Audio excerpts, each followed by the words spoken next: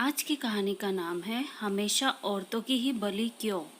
आंचल हमारी कहानी की मुख्य किरदार है। आंचल लाखों में औरतों की तरह ही एक गृहवधू है और संयुक्त परिवार में रहने वाली एक महिला है। नित्य प्रतिदिन प्रातःकाल उठकर घर के सभी चीज़ों का ध्यान रखती है। आंचल के परिवार में 7 सदस्य हैं। देवर, ननंद, पति, सास, ससुर और 2 बच्चे हैं। सभी की छोटी बड़ी ज़रूरतों को का ध्यान रखना उसका परम कर्तव्य है। सुबह पति के ऑफिस जाने के लिए टिफिन, सास ससुर के लिए दवा से लेकर बच्चों का गृह कार्य यानी होमवर्क सारे कामकाज करती है। भारत में 80% औरतें परिवार का ध्यान रखना और दफ्तर के सारे काम बखूबी निभाती है। इसी दैनिक जीवन में सारे कार्य करके अपार खुशी की अनुभूति होती है। ना नाम देवर के प्रति सारी जिम्मेदारी निभाती है। आंचल एक ग्रेजुएट थी, लेकिन आगे पढ़ने के बारे में सोचना उसके लिए कठिन पर्वत की चढ़ाई करने के बराबर थी। घर की इतनी सारी जिम्मेदारी उसके कंधे पर थी। आंचल एक कर्तव्यपरायण थी। वह घर में सभी सदस्यों के प्रति जिम्मेदारी निभाने से पीछे न हटी।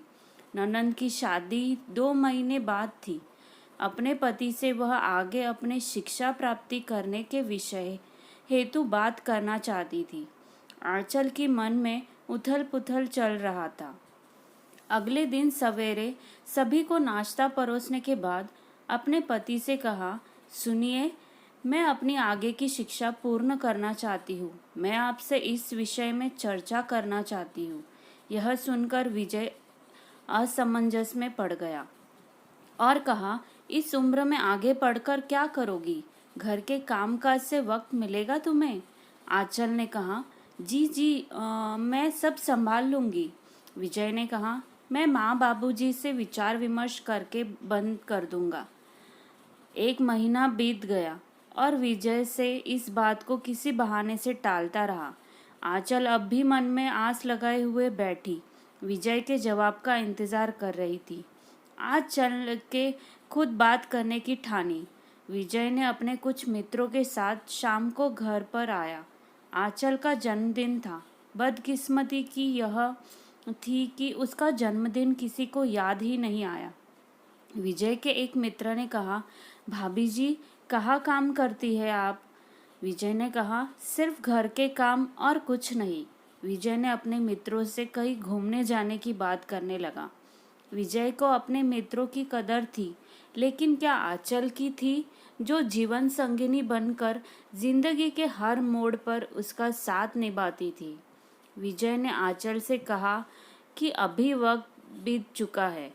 अच्छा होगा कि तुम घर के कामकाज देखो। घर के किसी भी सदस्य को आंचल का जन्मदिन याद ना था, लेकिन उसके 10 साल की बेटी रोशनी और 8 साल के बेटे को था। दोनों ने फूल और जन्मदिन का विशेष कार्ड देकर माँ को जन्मदिन की ढेर सारी बधाइयाँ दी। आंचल ने चुपचाप आंसू पोंछ लिए और अगले दिन रोज की तरह सारे काम निपटा कर अपने पति से कहा, मैं अपने बड़ी बहन के घर जाऊंगी। पति ने कहा, क्यों, सब ठीक है ना? आंचल ने दबे हुए स्वर में कहा, मुझे छुट्टी चाहिए।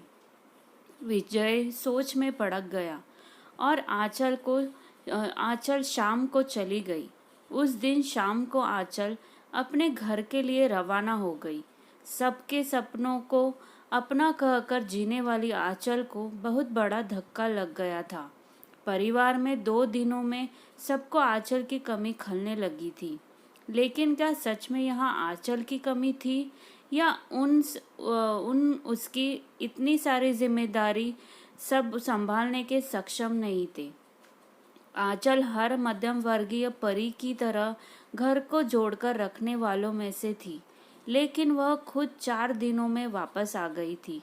लेकिन मन में यह दुख अवश्य था कि किसी ने भी उसे या उसके सपनों की कदर नहीं की। उसने अपनी जिंदगी से समझौता कर लिया और फिर से परिवार की देखरेख में जुट गई। आखिर में उसने विजय से कहा, सुनिए, मैं अपनी बेटी रोशनी के साथ ऐसा कुछ नहीं होने दूंगी। वह अपनी पढ़ाई ज़रूर पूरी करेगी और एक काबिल इंसान बनेगी। विजय इसके आगे कुछ नहीं कह पाया और वहाँ से चला गया।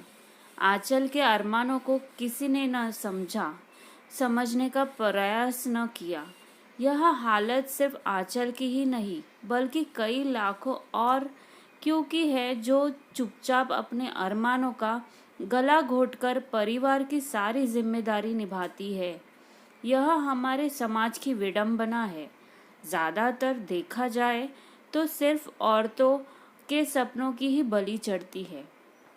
अगर वह अपने सपनों को जीने की कोशिश करती है तो उसे स्वार्थी कहकर कोसा भी जाता है।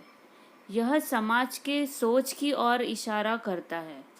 अच्छी सोच अच्छे समाज को जन्म देती है। अच्छे समाज से घर परिवार की नींव होती है। अब वक्त आ गया है कि हम सब मिलकर उनके दबे हुए अरमानों को पंख दें। नारी शक्ति के नारे से नहीं बल्कि इन विषयों पर गंभीरता से सोचने का वक्त आ गया है। घर घर जाकर यह जागरूकता फैलाए कि स्त्री के अरमान उतने ही ज़रूरी है जितना पुरुषों के अरमान। शादी के पश्चात तरीके अरमान और निर्णय को घर वाले प्रतिज्ञा दे तभी समाज का उत्थान संभव है। आशा करती हूँ कि आज की कहानी आपको ज़रूर पसंद आई होगी। अगर पसंद आई तो मुझे कमेंट में लिखकर ज़रूर भेजिएगा कि आपको ये कहानी कैसी लगी। धन्यवाद।